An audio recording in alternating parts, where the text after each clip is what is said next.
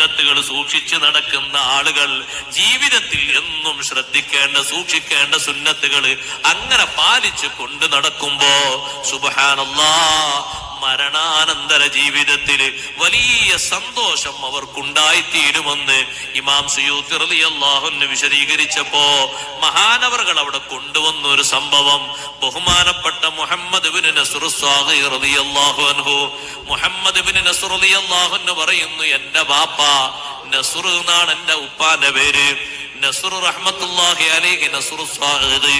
അദ്ദേഹത്തിനൊരു സ്വഭാവമുണ്ട്, നാട്ടിലേതാള് മരണപ്പെട്ടാലും എന്റെ ഉപ്പ ജനാസ നിസ്കരിക്കാനും ജനാസയുടെ തജ്ഹീസിലും പങ്കെടുക്കുന്നതിൽ വലിയ ശ്രദ്ധയുള്ള ആളായിരുന്നു.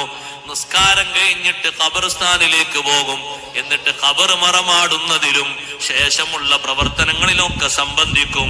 അങ്ങനെ ഒരു ദിവസം എന്നെ വിളിച്ചു പറഞ്ഞു, മോനെ, ഒരിക്കൽ ഞാനൊരു ജനാസയുടെ കൂടെ പോയി.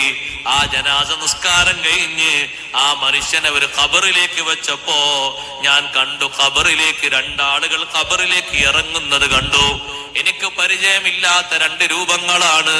കുറച്ചു കഴിഞ്ഞപ്പോ ഒരാള് പുറത്തേക്ക് വന്നു, പക്ഷേ ഒരാള് വന്നില്ല.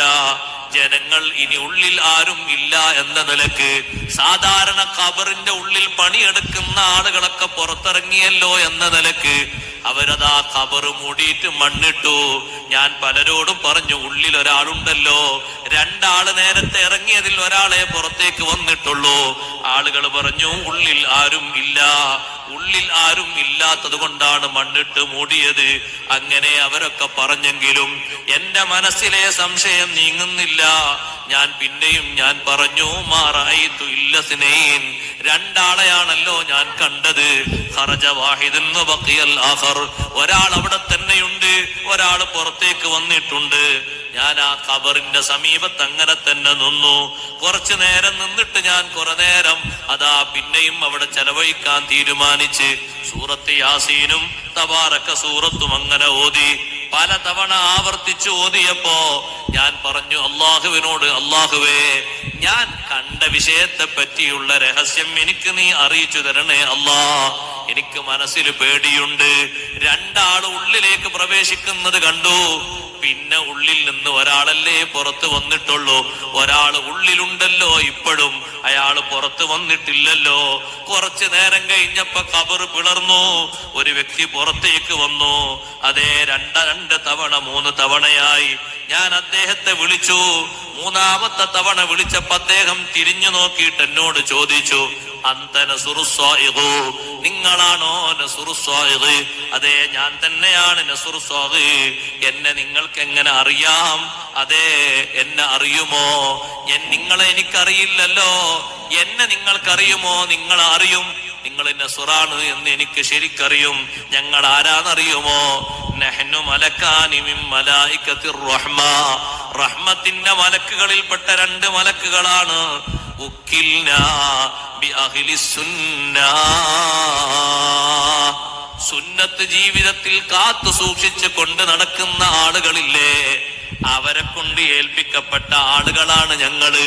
ഇദാ വുദിഉ ഫീ ഖുബൂരിഹിം, ഖബറിൽ അവരെ കൊണ്ടുപോയി വെക്കപ്പെട്ടാൽ നസൽനാ, ഞങ്ങൾ ഖബറിലേക്ക് ഇറങ്ങി ചെല്ലും. ഹത്താ നുലഖിനുഹുൽ ഹുജ്ജാ, അവർക്ക് വേണ്ട തെളിവുകളും ലക്ഷ്യങ്ങളും മലക്കുകൾ വന്ന് ചോദിക്കുമ്പോ ഓരോന്നായി പറഞ്ഞു കൊടുക്കും. ഒരാൾക്കും ഒരു വിഷമവും അനുഭവിക്കേണ്ടി വരില്ല. സുന്നത്തുകൾ നിസ്സാരമായി കാണരുത്, അത് ചെറുതായി കാണരുത്.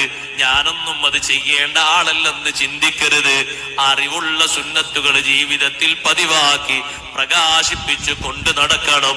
എത്ര സുന്നത്തുകൾ നമ്മൾ ജീവിതത്തിൽ എങ്ങനെ പതിവാക്കാൻ കഴിയുമോ അത്രയും വലിയ നന്മയാണ് നമുക്കുണ്ടായിത്തീരുന്നത്. നാളെ ഒറ്റക്ക് കിടക്കുന്ന ഖബറില് വലിയ സന്തോഷം ലഭിക്കാൻ ഉമ്മമാരെ, സഹോദരങ്ങളെ, നിത്യജീവിതത്തിൽ ഫർളിനോടൊപ്പം പതിവാക്കുന്ന സുന്നത്തുകൾ നമുക്ക് വലിയ കാരണമായി കിട്ടും. ഇമാം സുയൂത്തി റളിയല്ലാഹു അൻഹു പഠിപ്പിച്ചതുപോലെ നല്ല മലക്കുകളുടെ സഹായവും നല്ല സംരക്ഷണവും സന്തോഷവും ലഭിക്കും. റബ്ബ് സുബ്ഹാനഹു വ തആല അതിന് തൗഫീഖ് നൽകി അനുഗ്രഹിക്കും.